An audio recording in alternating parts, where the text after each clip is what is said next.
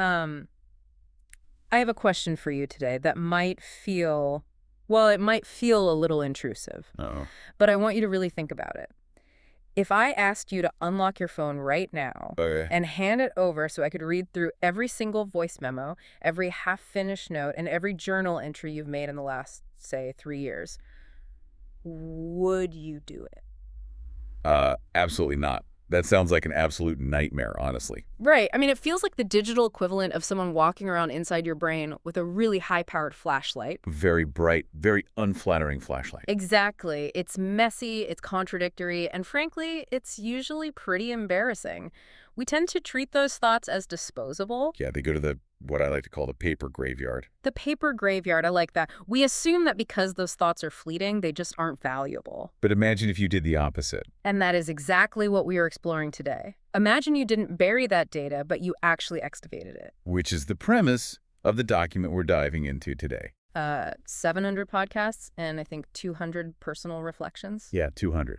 It is just a staggering amount of data for one person to generate. Today's deep dive is looking at something pretty different. We're looking at a meta-analysis titled Reflecting on My Reflections. Right, by the creator Max of all trades. It's a really fascinating pivot for him. Exactly. And for you listening who might not know him, this is a bite-sized overview of his project. Instead of making new things, he essentially stopped to synthesize everything he has already made.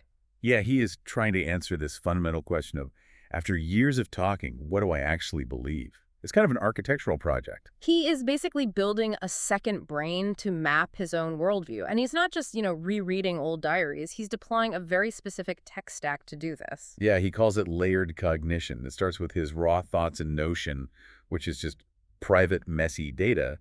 But then he runs that through a custom instance of ChatGPT. And the customization is the key part there, right? Absolutely. He trained the AI on his own voice so it can mimic his tone, so it shifts from playful to serious depending on the context. Then finally, he uses Notebook LM to synthesize it all. And we should note, he's very transparent about his biases in the source material. He states up front that he is pro-AI, politically left-leaning, and an atheist. Right. And just to be clear to you listening, we're simply reporting his stated starting point here. Right. We aren't endorsing those viewpoints or taking any sides, just conveying his ideas. Exactly. But here's the thing that prevents this from just being like a total narcissism spiral. Which it easily could be. Very easily. But in the document, Max is brutally honest. He explicitly states, I am not an expert. Yes. He says, I'm a flawed human, and admitting this is radical. That actually stopped me in my tracks when I read it. Because usually when someone produces a document this complex, with charts and synthesis engines, they're trying to sell you a course. Oh, 100%. The standard guru model. I made $1 million, here's how you can too. Exactly. But Max is doing the complete opposite. He calls this a public journal. He's shifting the frame from, I am teaching you, to, I am learning, and you are watching me learn. It feels risky, like you're exposing your lack of knowledge to the internet. It is risky. But the source argues that this admission of fallibility actually strengthens the project's integrity. It's documenting inquiry, not claiming authority. If you claim to have all the answers, one mistake ruins your credibility. But if you claim to be an explorer, mistakes are just part of the map. Speaking of maps, we have to talk about the landscape of Max's mind. Because this is the wildest part of the source material. The subpersonality. He doesn't just view himself as Max, he views himself as a whole committee. Without a doubt, the most unconventional part of the experiment. It's wild. He identifies as Max at the executive level, but he delegates his worldview to 10 distinct characters. And he even created custom AI chatbots for each of them to train them on how to speak and think. It's literally a writer's room inside his head. Let's introduce the cast, because the specificity here is amazing. It really is. Let's rattle off some of the names to show the variety here. Who is running the show? Well, you have the lighter side of the spectrum. You have Addie. Addie, is that the joyful one? Basically, Addie's described as joyful, uplifting, positive. If Max is feeling down, he might consult the Addie persona to find the silver lining. Nice. Then you have Bannock. Bannock is the charismatic leader, the teacher, focused entirely on growth. Right, the one giving the TED Talk in the shower. I think we all have a bit of Bannock in us. We definitely do. But then you have the heavy hitters, like Liz. Liz sounds terrifying based on the description. Liz is a powerhouse, confident, teasing, dominant, dramatic. She's the part that wants to just own the room, and she is often in conflict with Kenny. Kenny, let me guess. Kenny is the buzzkill. Kenny is the structure.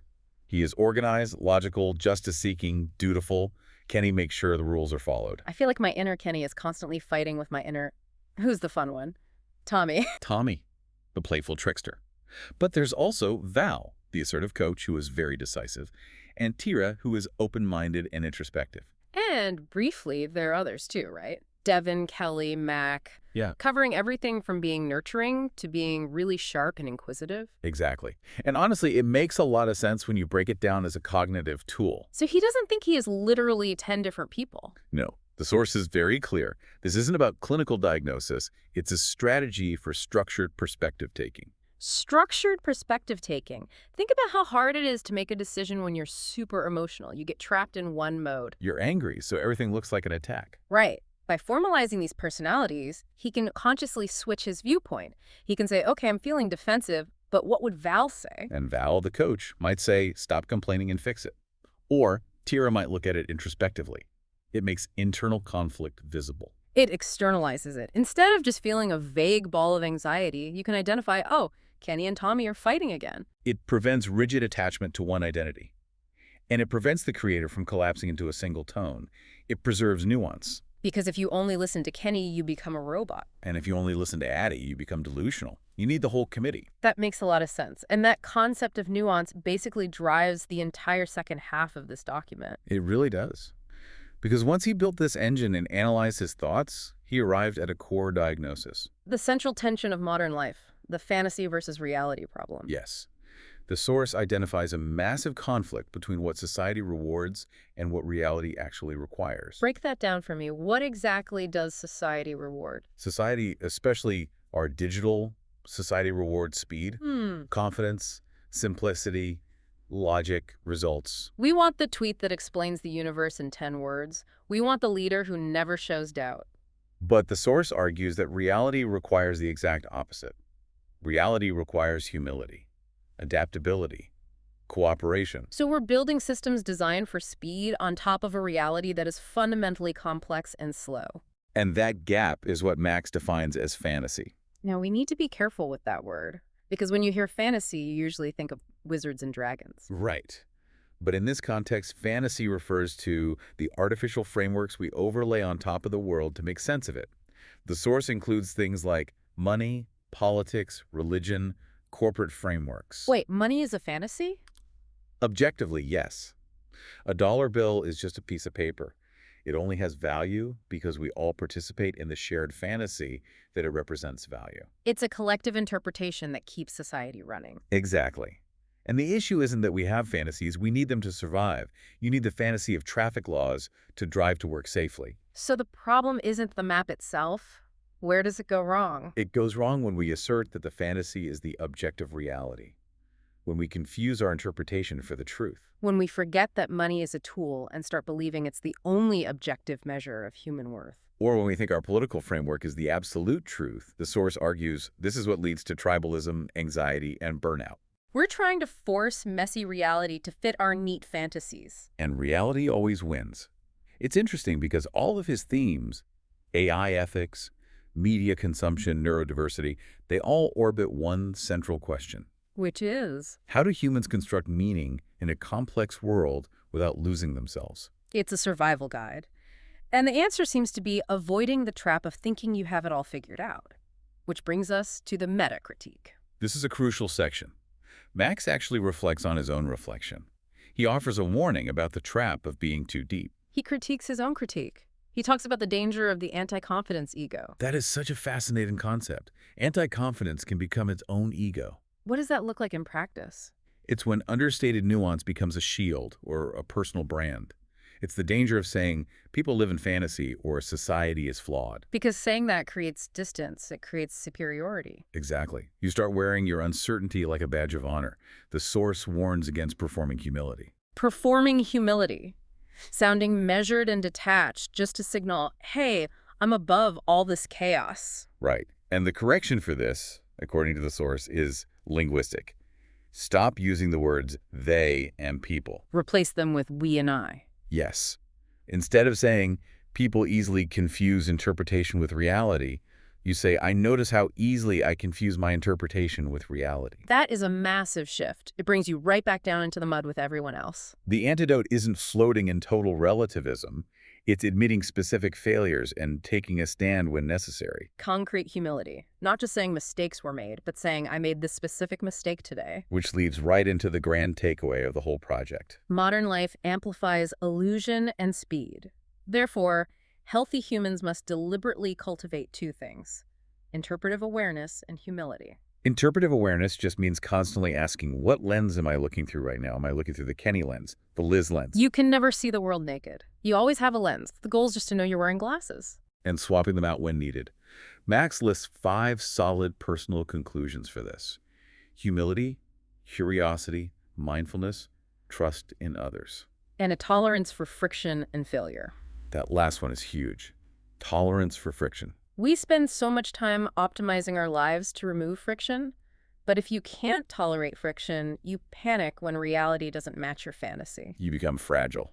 And there's a section called the real test that poses a final provocation I think we should leave the listener with. It really sums up the whole mindset perfectly. When you look at the world, are you sounding like someone observing humanity from the outside? Or are you observing yourself inside humanity? The difference between those two is the difference between arrogance and wisdom. If you're outside, you're judging. If you're inside, you're connecting. The antidote isn't floating in total relativism. It's admitting specific failures and taking a stand when necessary. Concrete humility. Not just saying mistakes were made, but saying, I made this specific mistake today. Which leads right into the grand takeaway of the whole project. Modern life amplifies illusion and speed. Therefore, healthy humans must deliberately cultivate two things: interpretive awareness and humility. Interpretive awareness just means constantly asking, what lens am I looking through right now? Am I looking through the Kenny lens, the Liz lens? You can never see the world naked. You always have a lens. The goal is just to know you're wearing glasses. And swapping them out when needed. Max lists 5 solid personal conclusions for this: humility, curiosity, mindfulness, trust in others. And a tolerance for friction and failure. That last one is huge. Tolerance for friction. We spend so much time optimizing our lives to remove friction, but if you can't tolerate friction, you panic when reality doesn't match your fantasy. You become fragile. And there's a section called the real test that poses a final provocation I think we should leave the listener with. It really sums up the whole mindset perfectly. When you look at the world, are you sounding like someone observing humanity from the outside? Or are you observing yourself inside humanity? The difference between those two is the difference between arrogance and wisdom. If you're outside, you're judging. If you're inside, you're connecting. It's incredible to think that this whole journey started with someone using an AI to process their journal entries. And it ended with a deeply human realization. It makes you wonder. Our phones and our devices usually pull us outward, right? Into distraction, into the noise. But what if, like Max did here, we start using these tools to pull us inward? Using the machine not as a distraction, but as a mirror.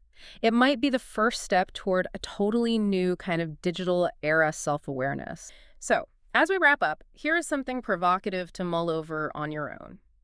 If you were to build your own AI board of subpersonalities based purely on everything you've ever posted online, would those personas reflect who you actually are or just the fantasy you've been performing for everyone else? Thanks for diving in with us.